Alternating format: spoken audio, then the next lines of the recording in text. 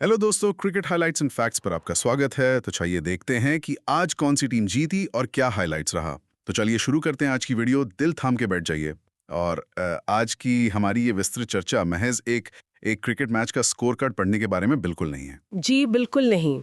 आज हम जिस विषय पर बात करने वाले हैं वो काफी अलग है। हाँ, आज का ये गहन विश्लेषण टाटा आईपीएल 2026 में राजस्थान रॉयल्स की उस विरासत और उनके एकदम नए अवतार पर आधारित है, जिसने पूरे क्रिकेट जगत में सच में खलबली मचा दी है। बिल्कुल। और ये शुरुआत बहुत ही धमाकेदार रही है। जरा एक पल के लिए उस दृश्य की कल्पना की जाए। गुवाहाटी का वो एसीएस स्टेडियम बारसापारा खचाखच भरा हुआ है। शाम ढल रही है और फ्लडलाइट्स की रोशनी में स्टैंड्स के अंदर गुलाबी और पीले रंगों का एक ऐतिहासिक संगम उमड़ रहा है। ओहो, वो नजारा सोचकर ही रोंगटे खड़े हो जाते हैं। दर्शकों की दहाड़ से तो मानो पूरी छत ही गूंज रही थी। सही कहा आपने। और ये महज एक नए सीजन की शुरुआत नहीं थी। ये तो क्रिकेट की दुनिया को दिया गया एक बहुत बड़ा स्टेटमेंट था।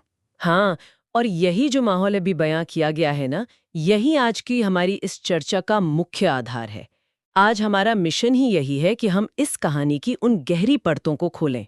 क्योंकि जो टीम 2025 के पिछले सीजन में पूरी तरह गर्त में जा चुकी थी, पॉइंट्स टेबल में एकदम नीचे हाफ रही थी, हाँ, बिल्कुल निचले पायदान पर। उसने रातों रात वापस उठकर इतनी ऐतिहासिक और एक तरफा जीत कैसे दर्ज कर ली? देखिए, जब खेल में इस तरह का बदलाव देखने को मिलता है ना, तो वो महज किस्मत का सिक्का उछालने से नहीं होता। इसके पीछे एक बहुत ही जटिल रणनीति होती है, डेटा का गहरा विश्लेषण होता है। मतलब पर्दे के पीछे बहुत कुछ चल रहा था। बिल्कुल। और मानसिकता का एक ऐसा बदलाव होता है जिसे आज हम एक क्लासरूम बोर्ड की तरह डिकोड करने वाले हैं। आ, एक सेकंड, मुझे ये बदलाव वाली बात थोड़ी खटक रही है। मतलब बदलाव तो हर टीम हर साल करती है ना, ऑक्शन में नए खिलाड़ी लाती है। हाँ, वो तो एक सामान्य प्रक्रिया है। तो इससे पहले कि हम आज की इस जीत की तकनीकी बारीकियों में उतरें, ये समझना बहुत जरूरी है कि ये जीत इतनी बड़ी अहमियत क्यों रखती है। बिल्कुल, इसका संदर्भ समझना जरूरी है। अगर हम इसे एक ढांचागत नजरिए से देखें, तो ये किसी पुरानी इमारत की मरम्मत करने जैसा नहीं था। हाँ, ये तो हाँ, ये तो पूरी पुरानी बिल्डिंग को गिराकर एक नया फाउंडेशन खड़ा करने जैसा था। जैसे फीनिक्स पक्षी राख से उठकर वापस उड़ान भरता है, वैसे ही रॉयल्स की कहानी है। बहुत ही सटीक एनालॉजी दी है। 2008 का वो ऐतिहासिक सीजन इतिहास के पन्नों में दर्ज है, जब वो पहले चैंपियन बने थे। लेकिन 2025 का वो कड़वा सच भी सामने था, जहां टीम संघर्ष कर रही थी। वो बहुत ही अंधकार भरा दौर था। दिलचस्प बात यह है कि 2025 की वो भयानक नाकामी ही असल में 2026 के इस नए सवेरे का ब्लूप्रिंट बनी। अच्छा, वो कैसे? अगर हम इसे एक रणनीति के तौर पर समझें और इमेजिन करें कि मैनेजमेंट के व्हाइट बोर्ड पर क्या लिखा होगा, तो टीम की नई पहचान के 3 मुख्य सिद्धांत बनाए गए: लाइटर, शार्पर और फ्लेक्सिबल।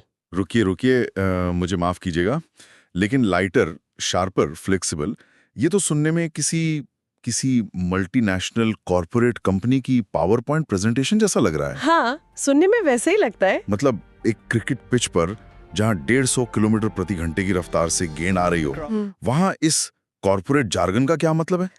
आपका सवाल बिल्कुल जायज है। चलिए इसे क्रिकेट की भाषा में डिकोड करते हैं। लाइटर का यानी हल्के होने का तकनीकी अर्थ यहाँ खिलाड़ियों के वजन से नहीं है। तो किस चीज से? ये मनोवैज्ञानिक और रणनीतिक बोझ से जुड़ा है। पुरानी यादों, पिछले सीजन की हार का दबाव और कुछ बहुत बड़े स्टार खिलाड़ियों पर जो अत्यधिक निर्भरता थी, उस बोझ को पीछे छोड़ देना। मतलब टीम अब किसी एक खिलाड़ी के इर्द गिर्द नहीं घूम रही है। एकदम सही। अब आते हैं शार्पर पर। शार्पर का सीधा अर्थ है मैदान पर डेटा ड्रिवन और सटीक निर्णय लेना। जैसे फील्ड प्लेसमेंट वगैरह। हाँ, जैसे किस बल्लेबाज के खिलाफ कौन सा फील्डर कहाँ खड़ा होगा, ये पहले से तय है। इसमें कोई हिचकिचाहट नहीं है। और तीसरा शब्द था फ्लेक्सिबल, यानी लचीलापन। इसका क्या रोल है? फ्लेक्सिबल यानी पारंपरिक बैटिंग ऑर्डर को पूरी तरह तोड़ देना। अगर 8वें ओवर में स्पिनर गेंदबाजी कर रहा है, तो नंबर 5 का तय बल्लेबाज नहीं जाएगा। अच्छा, तो वो खिलाड़ी जाएगा जो स्पिन को सबसे अच्छा खेलता हो। बिल्कुल। ये लचीलापन और निडरता उनके नए पिंक और ब्लू जर्सी के रंगों में भी इस बार साफ झलक रही है। लेकिन क्या? इस पूरी मशीनरी को चलाने के लिए जो सबसे बड़ा पुर्जा बदला गया, वो था नेतृत्व। रियान पराग का एक फुल टाइम रणनीतिकार और कप्तान के रूप में उदय। और यहीं पर सबसे बड़ा पेंच है।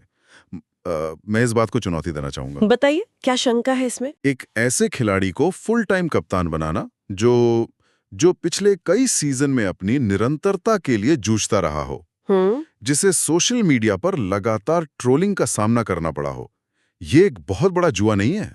कागज पर देखने में ये सच में एक बहुत बड़ा रिस्क लगता है। मैं इस शंका से सहमत हूँ। क्या 2025 की उस भयानक नाकामी को धोने का एकमात्र तरीका यही था कि एक अनुभवहीन युवा के हाथों में इतनी बड़ी फ्रेंचाइजी सौंप दी जाए? ये तो खुदकुशी करने जैसा लगता है। देखिए, अगर हम सतह से थोड़ा नीचे झांकें, तो मैनेजमेंट ने वो देखा जो शायद आम दर्शक नहीं देख पा रहे थे। ऐसा क्या देखा मैनेजमेंट ने? जब कोई ढांचा पूरी तरह से ढह जाता है, तो आप उसमें पैचवर्क नहीं कर सकते। पराग ने हाल ही में डोमेस्टिक क्रिकेट में, विशेषकर सैयद मुश्ताक अली ट्रॉफी में गजब का प्रदर्शन किया। हाँ, वहां तो उन्होंने अच्छी बल्लेबाजी की थी। सिर्फ बल्लेबाजी नहीं, अपनी कप्तानी में भी एक अभूतपूर्व परिपक्वता दिखाई थी। मैनेजमेंट ने एक ऐसे लीडर को चुना जो इस टीम के सिस्टम में ही पला बढ़ा है। अच्छा, मतलब वो टीम के कल्चर को अंदर से समझते हैं। बिल्कुल। पराग को कप्तान बनाना ये सीधा संदेश था कि टीम अब पूरी तरह से भविष्य की ओर देख रही है, अतीत की ओर नहीं। और इस नए कप्तान की अग्नि परीक्षा किसी हल्की टीम के खिलाफ नहीं होने वाली थी। हाँ, और यहीं से हमारी चर्चा में भावनाओं का एक ऐसा टकराव सामने आता है जो किसी हॉलीवुड थ्रिलर से कम नहीं है। बिल्कुल, वो दृश्य ही इतना नाटकीय था। जरा मैदान की स्थिति की कल्पना कीजिए।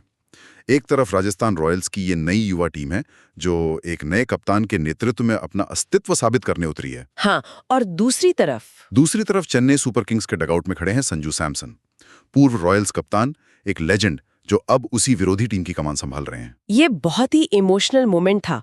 सोचिए, जो इंसान आपकी रग रग से वाकिफ हो, जो जानता हो कि नेट प्रैक्टिस में कौन सा बल्लेबाज शॉर्ट बॉल पर संघर्ष करता है और किस गेंदबाज का यॉर्कर दबाव में भटक जाता है। बिल्कुल, उसी मास्टरमाइंड के सामने आपको अपनी नई पहचान साबित करनी है। ये तो बहुत बड़ा मनोवैज्ञानिक दबाव है। इसे हम क्रिकेट के मनोविज्ञान में इंटीमेट राइवलरी कहते हैं। जब सैमसन मैदान पर उतरे होंगे तो रॉयल्स के खिलाड़ियों के अवचेतन मन में ये बात जरूर होगी कि यही वो शख्स है जिसने हमें सालों तक लीड किया है। हाँ, सैमसन के पास तो रॉयल्स के हर खिलाड़ी का पूरा मेंटल मैप था। एकदम सही। लेकिन इस मनोवैज्ञानिक युद्ध का विश्लेषण करते समय एक बहुत बड़े एक्स फैक्टर पर ध्यान देना जरूरी है। कौन सा एक्स फैक्टर? जिसने शायद तराजू के पलड़े को रॉयल्स की तरफ झुका दिया, वो था महेंद्र सिंह धोनी की चोट के कारण अनुपस्थिति। हाँ, धोनी का ना होना एक बड़ा फैक्टर तो है, लेकिन क्या एक खिलाड़ी, भली वो कितना भी महान क्यों ना हो, उसके ना होने से वाकई पूरी टीम का रणनीतिक ढांचा चरमरा सकता है? इस प्रारूप में, विशेषकर T20 में, हाँ, इसे एक टीचर की तरह समझने की कोशिश करते हैं। धोनी जब विकेट के पीछे खड़े होते हैं तो वो सिर्फ कैच नहीं पकड़ते, वो तो पूरे मैदान की फील्डिंग सेट करते हैं। हाँ, वो पूरे मैदान की ज्योमेट्री को कंट्रोल करते हैं। वो गेंदबाज को बताते हैं कि बल्लेबाज का फुटवर्क क्या कह रहा है। उनका गेम रीडिंग का सेंस तो कमाल का है।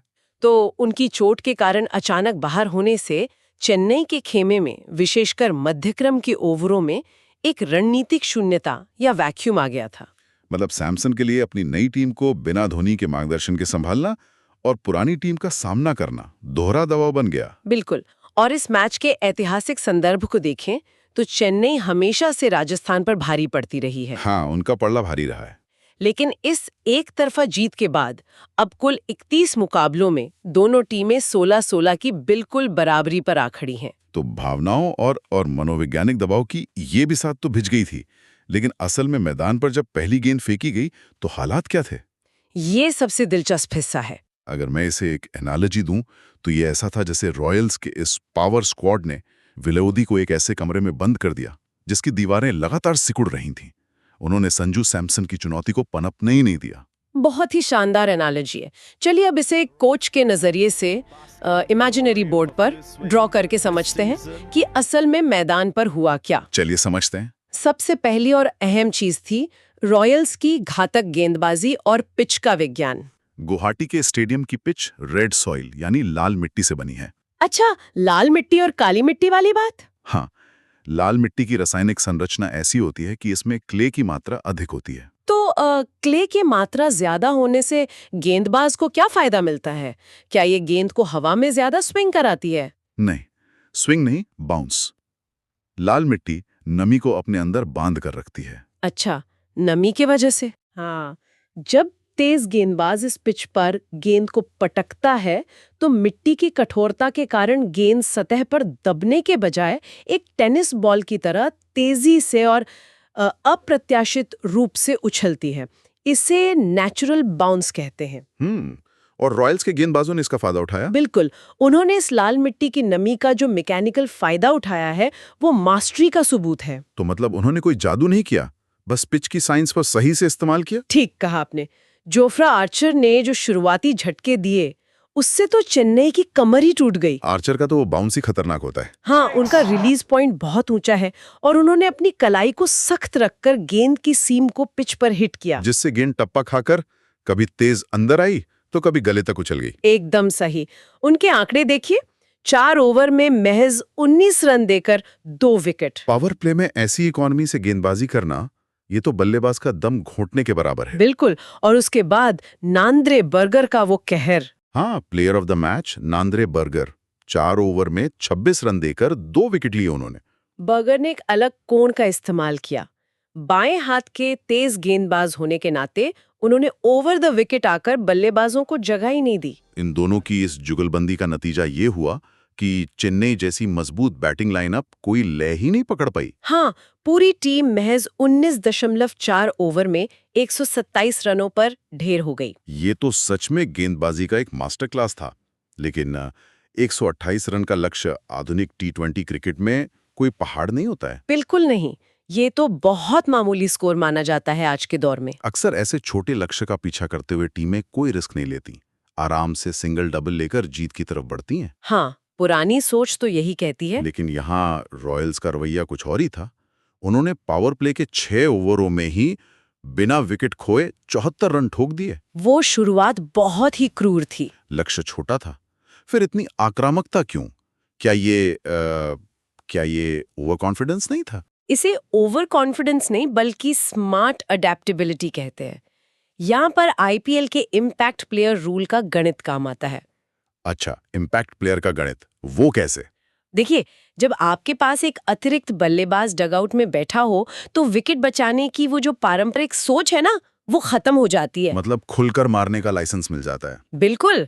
राजस्थान ने ये कैलकुलेट किया कि अगर वो शुरुआत में ही मैच को खत्म कर देते हैं तो इससे न सिर्फ उनका नेट रन रेट आसमान छू लेगा, बल्कि पूरे टूर्नामेंट में बाकी टीमों के लिए खौफ का संदेश भी जाएगा। एकदम सही। यानी उन्होंने सिर्फ मैच नहीं जीता, उन्होंने सामने वाले को मनोवैज्ञानिक तौर पे कुचल दिया। हाँ, हवा टाइट कर दी बाकी टीमों की। और इस पूरी आक्रामक रणनीति के बीच मुझे यशस्वी जायसवाल की भूमिका बहुत दिलचस्प लगी। वो कैसे? जहां एक तरफ से मानो आग के गोले दागे जा रहे थे, यशस्वी क्रीज पर एक चट्टान की तरह डटे रहे। उन्होंने 36 गेंदों में नाबाद 38 रन बनाए। हाँ, ये आंकड़ा टी20 के हिसाब से थोड़ा धीमा लगता है। वही तो, टी20s में 100 के करीब का स्ट्राइक रेट अजीब लगता है। लेकिन ये एक बहुत ही सुलझी हुई और परिपक्व रणनीति का हिस्सा था। क्रिकेट की भाषा में इसे एंकरिंग कहते हैं। एंकरिंग? हाँ, जब आपका जोड़ीदार हर गेंद पर प्रहार कर रहा हो तो विरोधी टीम का कप्तान विकेट की तलाश में लगातार फील्ड बदलता है। दबाव बनाने की कोशिश करता है। ठीक। अगर यशस्वी भी उसी समय रिस्क लेते और विकेट गिरता तो एक कोलैप्स की संभावना बन सकती थी। छोटे लक्ष्य में ऐसा अक्सर होता है। हाँ, वो पैनिक वाला माहौल बन जाता है। यशस्वी ने गेंदबाजों को वो मौका ही नहीं दिया।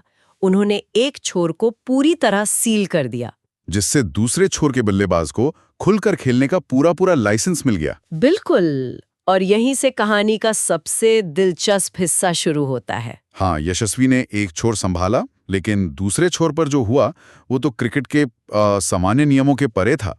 वैभव सूर्यवंशी। ओहो, इस युवा खिलाड़ी ने जो तहलका मचाया वो देखने लायक था। सच में, उसे देखकर ऐसा लगा जैसे वो किसी अलग ही पिच पर बैटिंग कर रहे हो। मैं 17 गेंदों में 52 रन। इस बारी को अगर हम तकनीकी रूप से डिकोड करें तो ये सिर्फ अंधाधुंध बल्ला घुमाना बिल्कुल नहीं था। नहीं, लेकिन 300 से ज्यादा का स्ट्राइक रेट, इसके लिए तो हर गेंद पर मारना पड़ता है। मारना पड़ता है, लेकिन इसके लिए बहुत सटीक टाइमिंग की भी जरूरत होती है। वैभव ने गेंदबाज की रफ्तार का इस्तेमाल किया। मतलब उन्होंने अपनी ताकत से ज्यादा टाइमिंग पर भरोसा किया। हाँ, उन्होंने फील्ड प्लेसमेंट के खाली स्थानों को एक एक गणितज्ञ की तरह कैलकुलेट किया और शॉर्ट बाउंड्री को टारगेट किया। यानी ये किसी अनियंत्रित तूफान जैसा नहीं था। नहीं, ये एक कैलकुलेटेड डेमोलिशन था, पूरी तरह से सोच समझकर किया गया प्रहार। और इस डिमोलिशन में एक बहुत ही रोमांचक game with in the game भी चल रहा था। हाँ, वो यूथ बैटल। बिल्कुल, एक युवा जंग, वैभव सूर्यवंशी बनाम आयुष महात्रे। दोनों ही युवा, दोनों ही इस बड़े मंच पर अपनी छाप छोड़ने को बेताब थे। और इस युवा जंग में सूर्यवंशी का धमाका तो एक अलग ही स्तर का था।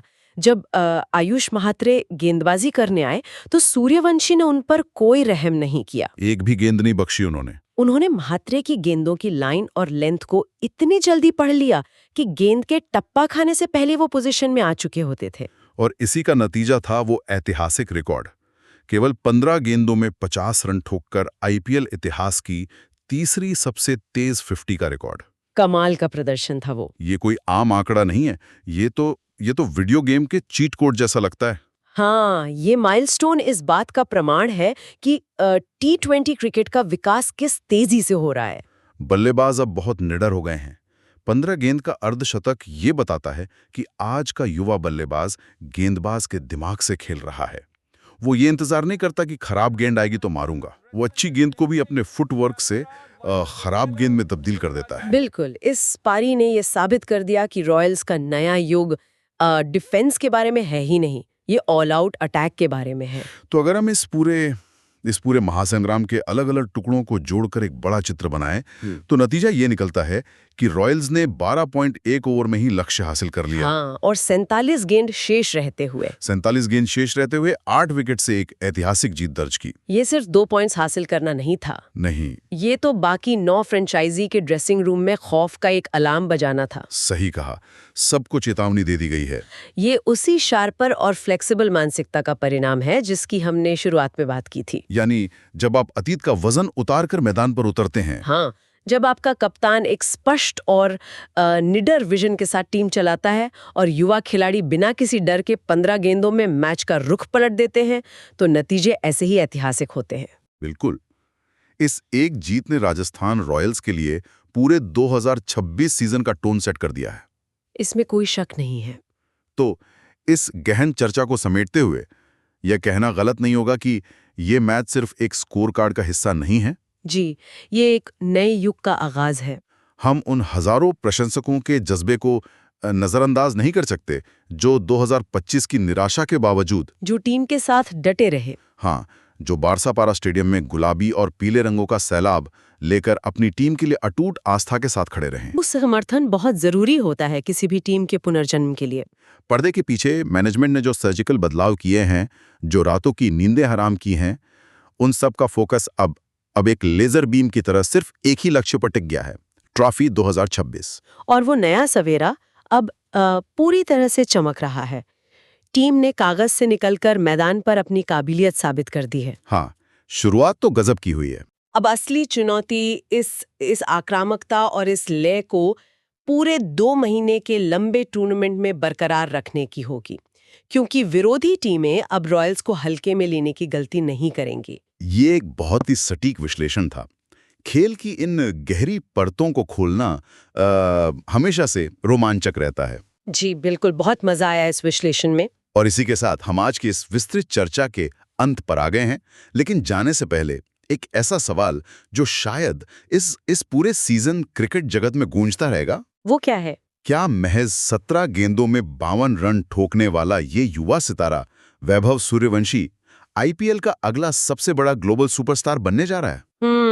ये तो वक्त ही बताएगा। और क्या टूर्नामेंट की बाकी टीमें राजस्थान रॉयल्स के इस नए खौफनाक रॉयल अवतार का सामना करने के लिए सच में तैयार हैं? ये एक ऐसा विचार है जो यकीनन हर खेल प्रेमी को सोचने पर मजबूर कर देगा। धन्यवाद और देखते रहिए क्रिकेट हाइलाइट्स एंड फैक्ट्स।